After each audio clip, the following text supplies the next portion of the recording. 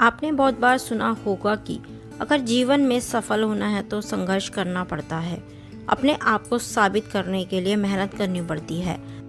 इस अभिनेता ने अपने आप को साबित किया और आज बॉलीवुड और मराठी फिल्मों में अपना खासा नाम बना लिया है।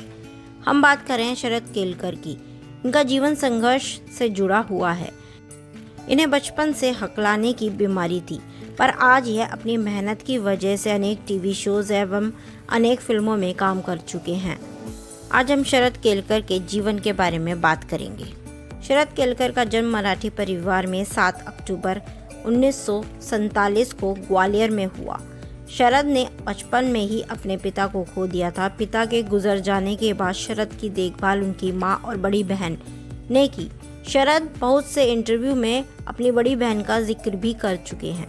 शरद ने अपनी शुरुआती पढ़ाई ग्वालियर से की है। शरद के पास मार्केटिंग में MBA की डिग्री भी है। वो कहते हैं कि उन्होंने कभी सोचा भी नहीं था कि एक हकलाने वाला इंसान कभी टीवी की दुनिया में जाएगा और बाहुबली जैसे फिल्म में अपनी आवाज़ भी देगा। आपको बता दें कि शरद केलकर ने बाहुबली के हिंदी वर्जन में प्रभास की आवाज़ के लिए डबिंग की थी। शरद केलकर कहते हैं उनके लिए टीवी की दुनिया बिल्कुल नई थी और यहाँ उनका किसी के साथ कोई कनेक्शन नहीं था। वह एक छोटे से शारीरिक प्रशिक्षण के रूप में काम किया करते थे और अपने घर को चलाने के लिए ठीक ठाक पैसे कमा लिया करते थे। एक इंटरव्यू में उन्होंने कहा था, एक अच्छे ट्रेनर को दूसरों को एडवाइस देने से पहले खुद को साबित करना होता है। मैं जब ट्रेनर के रूप में काम करता था तब से इसी फॉर्मूले पर काम कर रहा हूँ। मैं सिर्फ अपने आप को साबित करने में लगा रहता हूँ और तब तक मैं मेहनत करता हूँ जब तक मैं उस काम में सफल नहीं हो जाता। शरद के जीवन में सबसे अहम रोल तब आया जब उन्हें कुछ काम से मुंबई में 7 दिन रहने का मौका मिला। इस समय उन्हें क्रासिंग मिस्टर इंडिया 2002 के बारे में पता चला और उन्होंने मॉडलिंग में अपना भविष्य बनाने की ठान ली। शरद अपनी कदकाठी से बहुत मजबूत हैं।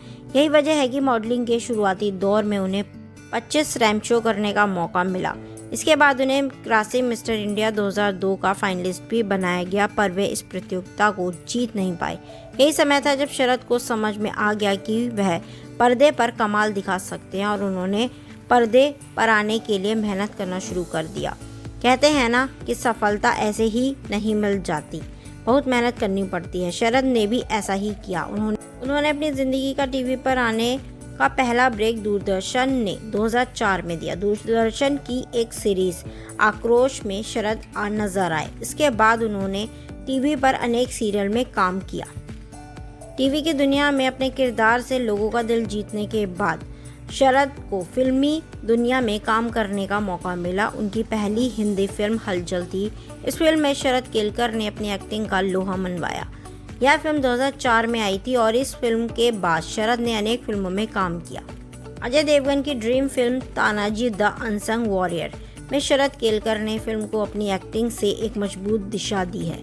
फिल्म देखने वाले लोगों ने शरद केलकर की खूब तारीफ की।